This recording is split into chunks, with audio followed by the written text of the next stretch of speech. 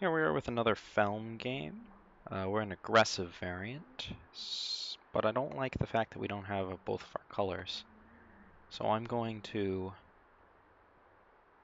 toss this back. We can do better. And we did. We still have 2 removal spells, we've got all our colors, aggressive units, and an awkward 5-drop. But that's okay. Interesting, we're against... Our opponent is also playing the Feln colors. So we really want to draw a sigil here to play this. If we can.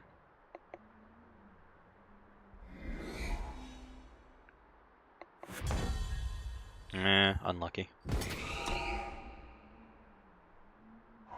Lightning strike. Okay, so maybe we're secretly lucky that we didn't draw it, as we would have got 2 for 1. Lightning strike's not a card that's seeing that much play right now, but definitely very good against infiltrate units. I do wish we drew a sigil just for the purposes of having more power available, but I'm sure we'll draw some this turn. We did, and it's even the undepleted kind. Sometimes lucky. In this case, we were quite lucky, and this works out very well. My guess is that this is just going to die to an Annihilate or some other unfortunate demise, but the pressure is nice. Ooh, and he didn't have it. Okay, I definitely think it's worth permafrosting to get in these 3 points of damage. We have Annihilate for backup, a Flyer on the way, and these decks don't have good mass removal. In fact, they can only target Feln Stranger with something like that Lightning Strike, as Annihilate doesn't hit it. Doesn't hit this guy either. Withering Witch. That's an interesting choice.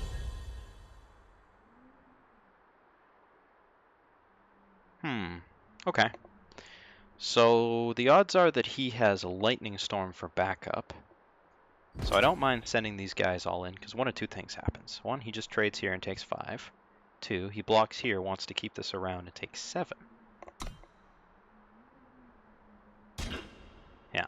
So he just blocks this, takes 5. And blocking that way means that it's less likely that he has the Lightning Storm follow-up, making it more likely that my units survive. Unfortunately, we didn't draw anything. Ooh, okay, that's better than Lightning Storm. And unfortunately not something that we can kill. But a timely sigil draw means that we can deploy a threat against it. If our opponent has more removal, this game's going to get tough, unless we can draw another sigil to leverage our Umbran Reaper. Plural. Another Bloodcaster. It's okay, all my guys are in the air. And a Suffocate? That's a good draw. Allows me to remove my opponent's threat and get in there.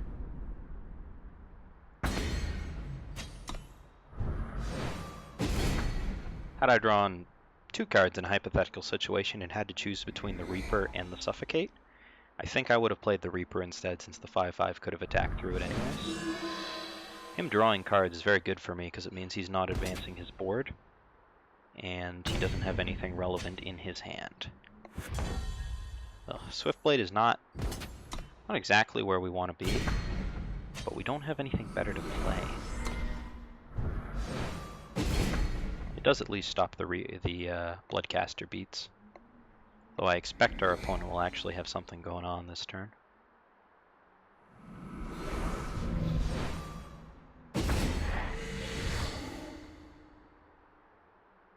By playing this, the Harbinger does put him out of just single removal range for the Doom, but I think that's okay. Well, I guess this guy didn't end up doing very much. He did not stop the Bloodcaster beats, and this one won't either. Oh well. When we draw a sigil, and it'll happen, I promise, this Umbran Reaper's going to be good. Until then, this Umbran Reaper's going to be less good. He's a little trapped here since he can't attack unless he has something to deal with the Reaper.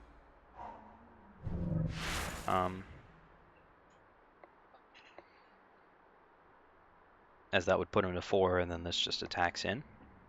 Him dinging is good because It means he may not have something. Him double digging is also good, although he'll probably find an answer with that much power remaining and that many cards deep in the deck. However, we can cross our fingers that he doesn't. Okay, that's technically an answer. And he attacks? Bold. Okay, so he doesn't want the card draw, he rather wants the beat down. Permafrost is an interesting draw. I want to play it on the Bloodcaster and just get in there, but it's much better to play it on the Harbinger and again force him to have an answer.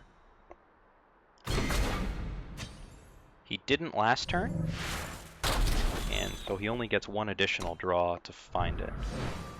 Although you can ultimate this Bloodcaster and draw from my deck if you're looking for a Permafrost or an Annihilate or something, since he has so much power.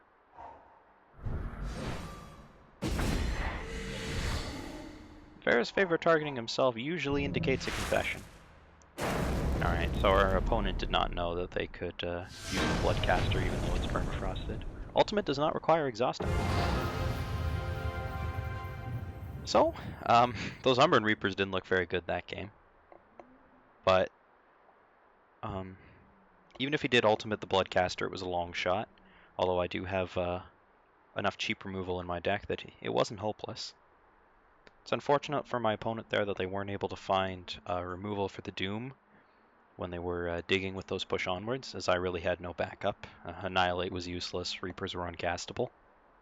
However, we got lucky and our opponent wasn't able to find any removal, and we were able to ride our 5/5 flyer to victory. We'll see how we do in the next game.